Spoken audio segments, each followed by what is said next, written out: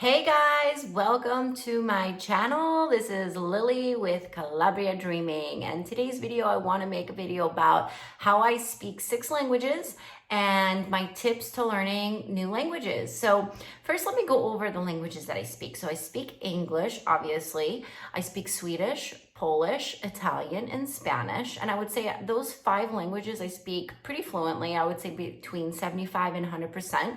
And then the other 2 languages that I kind of half speak, I lump into one language. So I speak Danish and German. My Danish and German are not my strongest. I used to speak them a lot more fluently when I was younger. If I went back to Germany or Denmark, I'm sure it would take me about a week to get back on it. But I lump them into one. And so I say I speak 6 languages, but really I speak 5 and 2 halves. So altogether, I would say I speak about 6. So I wanted just to talk to you guys about how to learn a new language and how to speak several languages if you can. So when I was born in the United States, but when I was about 5.5 years old, my mother remarried a Polish man and we moved to Sweden.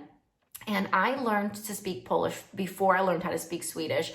I learned to speak Polish with my babcia in Poland. She and me would sit and play school for hours. And I learned Polish very, very early on. And then Swedish I learned when I moved to Sweden. They have an amazing program for people who immigrate into Sweden. And so you go to like a Swedish speaking school, and it took me about 6 months to learn Swedish, and it took me about 6 months to a year to speak Polish.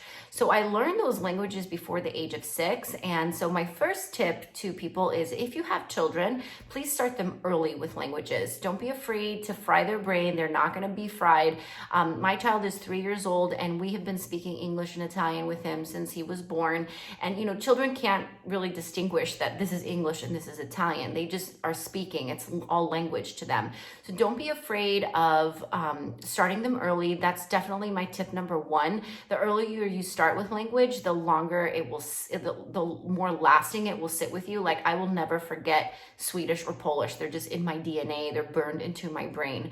So if you have children, start them early and don't be afraid to speak multiple languages. After I learned to speak Swedish and Polish, I, in high school, chose to do German. So I learned German in high school, and my German was not 100%, but I definitely went to Germany several times and was able to hold my own in high school and stuff like that. And then Danish I learned because I lived in southern Sweden in my high school years, and that was about a half-hour ferry ride away. Denmark was about a half-hour ferry ride. And I remember as a teenager taking the ferry to go to Copenhagen to buy beer and stuff like that. So I would go to Copenhagen quite often. And the dialect that they speak in southern Sweden, which is called Skånska, is very, very, very similar to the Danish dialect. So there's definitely new words in Danish and different letters, but the language itself is pretty similar. Just like all the Scandinavian languages are pretty similar, like Danish, Norwegian, and Swedish are all kind of in the same family. So if you speak Swedish, it's very easy to understand Danish and Norwegian. So that was not like the hardest language for me to learn. And I just learned it by proximity because I lived so close to it. So my tip number 2 is when you do learn to speak a new language, take your time and really listen to the language. So when I first moved to Italy, I spoke no Italian whatsoever. And I learned Italian by watching a lot of crappy Italian television. And the main shows that I would watch were cooking shows. I feel like cooking shows are easy language. It's easy to kind of, oh, here's an egg and this is an apple and now we're going to whisk it. And it's kind of easy language to take in. And also my husband would buy me a lot of trashy magazines in Italian, so like gossip magazines and stuff like that. So I would sit on the beach and flip through these magazines and kind of see the words. And so in the beginning, you just want to kind of take your time and really hear where the words begin and where they end and get familiar with the tonality. Like in Swedish, they use it's very sing-songy. So in Swedish you would say nej, jo, nej. They have they use their inflection a lot in Swedish. It's a very beautiful language. Whereas Polish, it's very like Dziękuję bardzo, and it's very like harsh. So each language has its own melody to it. So kind of get familiar with the melody of the language and the sing-songy of it. So take your time, listen to a lot of music, watch a lot of TV, find a song that you like my Spanish. I learned a lot from just listening to a lot of salsa music. I love salsa dancing, and when I went to Southern America, I went to Argentina for a month and then 3 months in Colombia, and I did a lot of salsa dancing in Colombia, and I listened to a lot of Hector Lavoe and Oscar de Leon and all these amazing salseros and all this amazing salsa music. So find music that you like, blast it in your car, learn the song lyrics and try to sing along if you can, and just take your time and really listen in the beginning. So that's tip number 2, is to really listen in the beginning. And then tip number 3 is you gotta be fearless. You have to not give a shit that you're gonna look like a fool for the first couple of years, to be honest. I mean, when I first moved to Italy here in Calabria, I did not speak a lick of Italian, and I just had to go for it. I mean, I definitely took about 6 months to a year of just listening, and I was very quiet in the beginning, and I just kind of listened and kind of distinguished where the words began and where they ended. But after that, I just went for it, and I definitely made a lot of mistakes. You are going to look like a fool for a while, and you're going to make a ton of mistakes, and you just have to accept that and let it go. It's much cooler to speak 6 languages and to be a fool a little bit than it is to be shy and timid and to only speak one language. So you got to be fearless, and you have to practice speaking.